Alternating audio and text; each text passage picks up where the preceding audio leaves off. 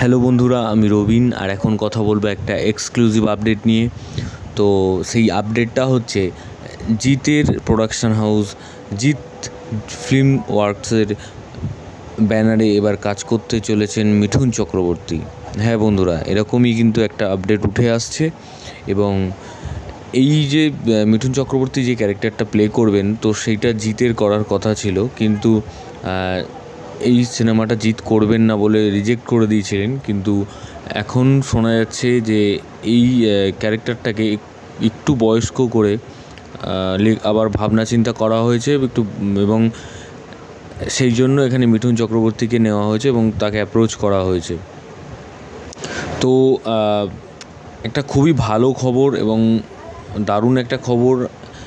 জিৎ এবং মিঠুন চক্রবর্তীকে আমরা দেখেছিলাম 2005-06 সালে যুদ্ধ সিনেমার মাধ্যমে।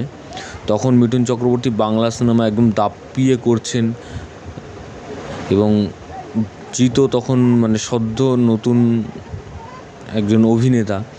তো দারুণ একটা সিনেমা যুদ্ধ, এবং সেই সময় কিন্তু বাংলা সিনেমা ইন্ডাস্ট্রি এবং সিঙ্গেল স্ক্রিন পুরো ধুম মাচিয়ে দিয়েছিল, এত সফলতা পেয়েছিল। এবং এমন একটা সিনেমা যে তখন মানুষের মুখে মুখে কিন্তু সেই সব ডায়লগগুলো ছিল, এবং আজও মানুষ সেই সব সিনেমা দেখলে, টিভিতে যদি হয় মানুষ দেখে।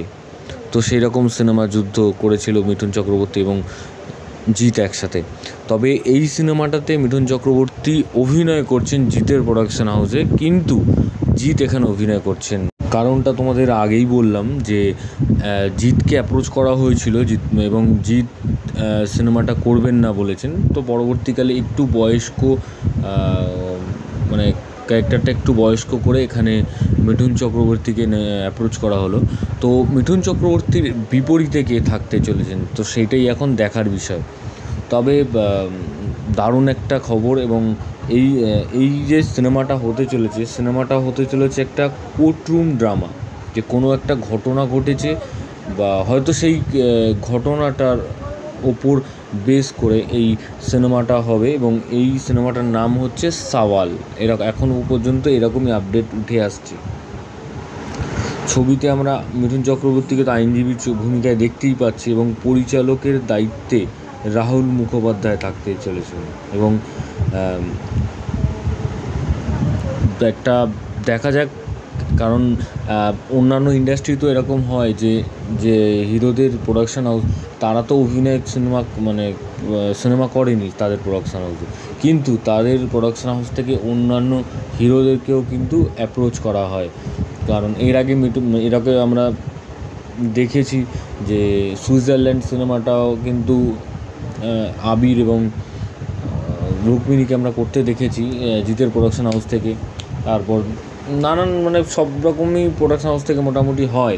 তো একটা ভালো উদ্যোগ। তো দেখা যাক কী হয়, আরও কী আপডেট আসতে থাকে, তো তোমাদের জানাতে থাকবো। তো ভিডিওটা তোমাদের যদি ভালো লেগে থাকে, তোমরা কমেন্ট সেকশানে কমেন্ট করে জানিয়ে দাও, এবং সাবস্ক্রাইব করো চ্যানেল পে বাংলা পিবি, এবং বেল আইকনে ক্লিক করতে ভুলো না। বেল আইকনে ক্লিক করলে তোমার সবার আগে নোটিফিকেশন পেয়ে যাবে। ধন্যবাদ।